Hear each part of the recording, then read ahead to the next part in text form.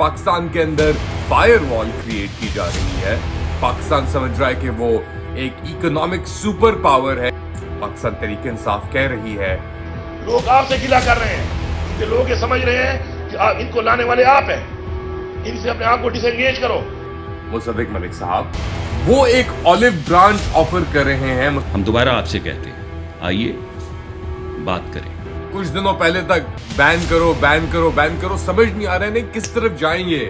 Forbes ने actually बड़ी एक इंटरेस्टिंग लिस्ट शाया की है दुनिया के अंदर सबसे रिस्कीएस्ट, और पाकिस्तान का सबसे बड़ा शहर दूसरे नंबर पे है उसके अंदर, मेरा शहर कराची। और इतना लगे रहो कि 95 सेनेटर्स के लिए 1000 एम्प्लॉइज। पाकिस्तान तहरीक इंसाफ की सफों से न्यूट्रल न्यूट्रल न्यूट्रल के नारे गूंजने लगे। लेट अली शो यू के एक और एपिसोड में आप सबको खुशामदीद। Do like, subscribe and share this content. Independent journalism को सपोर्ट करें। पाकिस्तान के अंदर एक फाइबर वॉल नहीं, फायर वॉल क्रिएट की जा रही है, या कोशिश की जा रही है फायर वॉल को क्रिएट करने के लिए।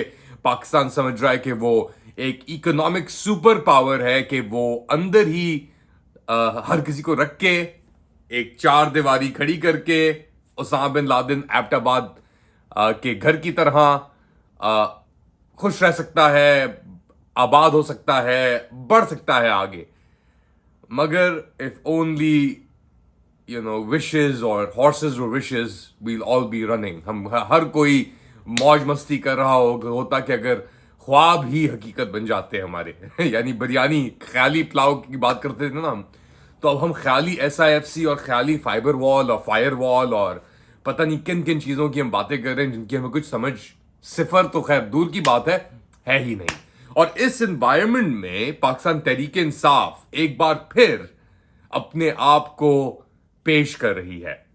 यानी बकरा कितना पेश कर सकता है या कुर्बानी का जानवर अपने आप को कितना पेश कर सकता है, वो तो अल्लाह ही बेहतर जानता है इस पोजीशन पे पहुंचाने के लिए। मगर इतने तशद्दुद, इतनी बर्बरियत, इतनी सैक्रिफाइसेस और कुर्बानियों के बाद और बावजूद एक बार फिर पाकिस्तान तहरीक इंसाफ कह रही है अफवाज पाकिस्तान की उस क़यादत से जिसने कुछ गुंजाइश नहीं छोड़ी तबाही करने की, कुछ गुंजाइश नहीं छोड़ी इमरान खान और पाकिस्तान तहरीक इंसाफ से बदले उतारने की, उनसे क्या अब कह रही है एक बार फिर। पहले अलीमा खान और अब अली अमीन गंदापुर, खैबर पख्तूनख्वा के वजीर आला। जरा सुनिए और मुलाहिजा कीजिए। ये निकम्मे हैं, और मैं तो कहता हूं ये पनौती आजम है। पनौती क्या होता है? मनहूस। जिस चीज में हाथ डालते हैं वो चीज तबाह हो जाती है। जिस चीज में हाथ डालते हैं वो चीज तबाह हो जाती है। मेरी इदारों से रिक्वेस्ट है कि आप न्यूट्रल हो जाएं, इनके साथ रह के। ये नहुसत का लानतान आप पे आ रहा है, लोग आपसे गिला कर रहे हैं, क्योंकि लोग ये समझ रहे हैं कि इनको लाने वाले आप हैं, इनसे अपने आप को डिसएंगेज करो, वरना मजीद नफरतें आपके खिलाफ फैल रही हैं। दरख्वास्त है कि न्यूट्रल हो जाओ। क्यों न्यूट्रल हो जाओ? क्या चाह रहे हैं? क्या ऐसी बात हुई है? क्या ऐसी डेवलपमेंट हुई है पिछले हफ्ते में, 10 दिन में, 1-1.5 महीने में, 8 फरवरी से, 1 साल से, 9 मई से? ये तो अल्लाह ही बेहतर जानता है। मगर अब ये कह रहे हैं कि जी न्यूट्रल हो जाओ, हट जाओ, एक पार्टी से हाथ उठा लो। ओ भाई, इन लोगों को तो इस चीज में होने की जरूरत ही नहीं थी पहले ही। ये क्या कर रहे हैं यहां पे इस सिचुएशन के अंदर? इनका क्या काम है? इनका ये काम है फायर वॉल क्रिएट करना, इनका ये काम है मोहसिन नकवी जैसे लोगों को लगाना। मोहसिन नकवी की तारीफें हम करते हैं, वजीर आला पंजाब के दौर में उसने मायो क्लिनिक के अंदर पता नहीं क्या कुछ कराया। अब ये हाल हो गया कि जी ऑपरेशन थिएटर के अंदर पानी लीक हो गया है, पता नहीं कितने करोड़ रुपए का नुकसान हो गया है वहां पे।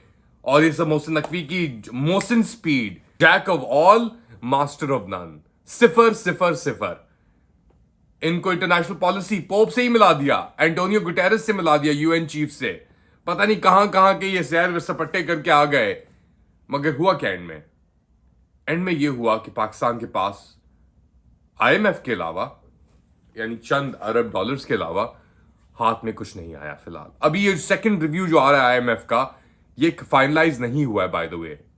सही है, इसकी भी अपना अनाउंसमेंट होनी बाकी है। जो 6 या 7 अरब डॉलर की जो ये सेकंड ट्रांच थी और बातें जो हो रही थी, बड़ा मसला चाइना के साथ जो ये जो आईपीपीज और 2018 से चाइना जो अपना सर्कुलर डेट रोल ओवर कर रहा है पाकिस्तान के लिए, और लास्ट अभी क्या था 29 फरवरी को, उसके अंदर शायद रुकावट ना खड़ी हो जाए। कैसी रुकावट? बेसिकली वो कह रहे हैं हम अब इसको डिले नहीं कर सकते, $2 अरब का ये मसला है, आप दें, खत्म करें, आगे बढ़े, मगर पाकिस्तान के पास $2 अरब है ही नहीं देने के लिए। इतने प्रेशर्स अब चढ़ रहे हैं ऊपर, अब हर कोई अपने आप को कवर ढूंढ रहा है, किस तरीके से अपनी पीठ बचाए, अपने आप को बचाए और कहीं निकले, पतली गली से किसी रास्ते से निकले, इस मुसीबत से निकले। और अब इतनी बड़ी मुसीबत आके खड़ी हो गई है कि अब फेडरल गवर्नमेंट ने कि मुसद्दिक मलिक साहब, मेरे हाथ से एनर्जी मिनिस्टर हैं ये मुसद्दिक मलिक साहब, वो एक ऑलिव ब्रांच ऑफर कर रहे हैं मुसद्दिक मलिक साहब, फेडरल मिनिस्टर ऑफ पेट्रोलियम। आप जानते हैं पेट्रोलियम की कीमतों का क्या हाल है। और वो पाकिस्तान मुस्लिम लीग के लीडर हैं नवाज के, और वो कह रहे हैं पाकिस्तान तरीके इंसाफ से हमसे आके बात करो। जरा सुनिए। हमें हटाना हटा दे। हम तो पहले आपको कह रहे थे, आप कहते आपकी ज्यादा सीटें आए, क्यों नहीं लिया आपने? जब हमने आपको कहा कि आए, आप कहते हैं आपकी ज्यादा सीटें हैं तो हुकूमत बनाए, तो क्यों नहीं बनाई? क्योंकि हुकूमत बनाना जो है वो मरकज नहीं था। जब पीपल्स पार्टी ने कहा आए हम आपकी सपोर्ट करते हैं, तो क्यों सपोर्ट लेके हुकूमत नहीं बनाई? क्योंकि सुलझाना आपका मकसद नहीं था, उलझाना था मकसद, फसाद मचाना था मकसद। तो मत करें। हम दोबारा आपसे कहते हैं, आइए बात करें। बात किस मुंह से करें आपसे आके? क्या हैं आप? कौन हैं आप? घुसपैठिए, कब्जा ग्रुप, फॉर्म 47 गवर्नमेंट। जब मुसीबत आती है, अंदाजा हो गया ना आपको कि अब टाइम पूरा हो गया है, अब बात करने का क्या फायदा? कुछ दिनों पहले तक बैन करो बैन करो बैन करो, समझ नहीं आ रहा है नहीं किस तरफ जाएंगे। ये मसला आ गया कि जिनके ऊपर तशद्दुद कर रहे थे, जिनके ऊपर ज्यादतियां हो रही थी, उनसे कह रहे हमसे आके बात करो। जिन पे ज्यादतियां हो रही हैं वो बात करने के लिए तैयार नहीं है। तो आप तो हट जाएं, आप साइड पे हो जाएं। अगर थोड़ी सी भी इज्जत रह गई है मुसद्दिक मलिक साहब, तो पता नहीं इज्जत है कि नहीं है इनमें। नवाज शरीफ, शहबाज शरीफ, ये पूरा टोला, मरियम नवाज, एहसन इकबाल, और एहसन इकबाल के साहबजादे, उनके वही बात करता हूं अहमद इकबाल के ऊपर। एक जमाने में दोस्त रहे हैं मेरे, अच्छा आदमी है बहुत। लेकिन एक सीरीज शुरू हुई है पाकिस्तान के अंदर, एक सिलसिला शुरू हुआ है, development, local government, urban development, citizen participation, citizenship, enfranchisement. तो अहमद इकबाल साहब पता नहीं हर ये जो सेमिनार हो रहा है इसके ऊपर, लोकल गवर्नेंस के ऊपर, उसके ऊपर जाके भाषण दे रहे हैं सिटीजन इनफ्रेंचाइजमेंट और सिटीजनशिप, सिटीजन इनपुट की, यानी लोकल गवर्नेंस के अंदर आम आदमी की शमूलियत और किरदार और इन सब चीजों की। यार मैंडेट चोरी करके, मैंडेट इतना बड़ा डाका डाल के, लोगों के हकूक छीन के, आपके अब्बा तो बैठे हैं वहां पे। अब लोकल गवर्नेंस और सस्टेनेबिलिटी किस तरह होगी जब लोगों के मैंडेट्स के ऊपर डाके पड़ेंगे? अहमद इकबाल साहब, ये सेमिनार में आप बात कर रहे हैं, जो आपके साथ पैनलिस्ट बैठे हुए हैं, क्या आपने अपने वालिद से पूछा कि अब्बू आप क्या लेजिटिमेट हैं कि इलेजिटिमेट हैं? कैंडिडेट नहीं, यानी मैं जाती उसकी बात नहीं कर रहा, मगर अब्बू आप इतने स्ट्रेट फेस से किस तरीके से, आप अहमद अब आप बच्चे नहीं रहे, आपका क्या मौकफ है? आप अभी तक लोकल गवर्नेंस, ओ भाई गवर्नेंस तो ऊपर से लेके नीचे तक इस मुल्क के अंदर नहीं है। हाल आपने नहीं देखा पाकिस्तान का? फोर्ब्स ने एक्चुअली बड़ी एक इंटरेस्टिंग लिस्ट शाया की है, दुनिया के अंदर सबसे रिस्कीएस्ट, यानी सबसे खतरनाक शहर टूरिस्ट के लिए, और पाकिस्तान का सबसे बड़ा शहर दूसरे नंबर पे है उसके अंदर, मेरा शहर कराची। लोकल गवर्नेंस पंजाब में आप जाके हाल देख लें, लोकल गवर्नेंस का बेहतर है निस्बतन कराची से, सिंध से। वहां पे तो खैर एक ये आर्मी का इन्फ्यूज्ड और आर्मी की पैदावार टोला, चोरों का टोला जो इंपोज किया हुआ है पाकिस्तान पीपल्स पार्टी कराची के ऊपर, मुसल्लत किया हुआ है। भुट्टो मर के कब देगा? हम तो यही पूछते हैं, भुट्टो कब मरेगा भाई? कराची को जिंदा करने के लिए भुट्टो को मारना पड़ेगा, भुट्टो की लेगेसी को मारना पड़ेगा। और आसिफ अली जरदारी और बिलावल भुट्टो जरदारी की सियासत को मारना पड़ेगा, पीपल्स पार्टी की सियासत को मारना पड़ेगा, कराची को जिंदा करना है। ये बात मेरे ख्याल से इम्पॉर्टेंट थी मेरे लिए कहनी, क्योंकि कुछ दोस्त अभी भी इस गलतफहमी के अंदर हैं, शिकार हैं कि चीज़ें वैसी हैं, चल रही हैं, आगे बढ़ गए हैं लोग। नहीं, लोग आगे नहीं बढ़े और लोग आगे नहीं बढ़ेंगे।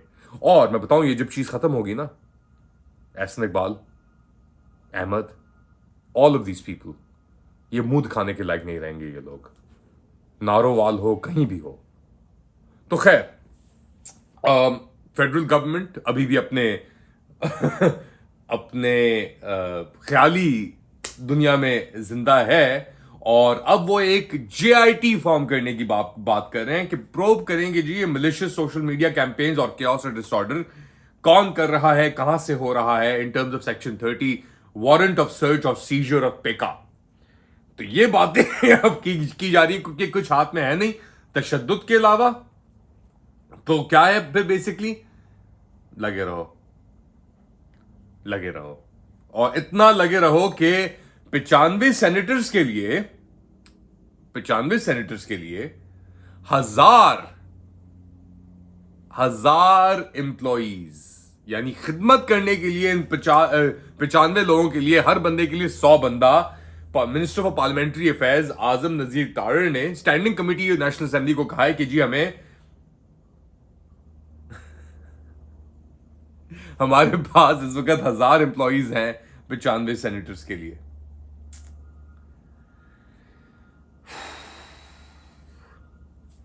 खैर, ये मुल्क चल गया आपका, सरप्लस एम्प्लॉइज हैं। पार्लियामेंट के अंदर 1,70,000 तनख्वाह मिलती है इन्हें, पार्लियामेंटेरियंस को। खैर, एनीवेज, बहुत ही खतरनाक और बहुत ही एक अफसोसनाक सिचुएशन है पाकिस्तान में। कोई हल नजर नहीं आ रहा, कोई रास्ता नजर नहीं आ रहा, कोई रोशनी नजर नहीं आ रही। तो बस फिर इस अंधेरे को ख़त्म करने के लिए इंसान को अपने चिराग खुद ही जलाने पड़ेंगे। आगे लगेंगी फिर, और आगे लगना शुरू हो गई हैं। आपका क्या ख्याल है? Do let me know in the comment section. Do like, subscribe and share this content. अपना ख्याल रखिएगा, अगली बार तक अल्लाह हाफिज़।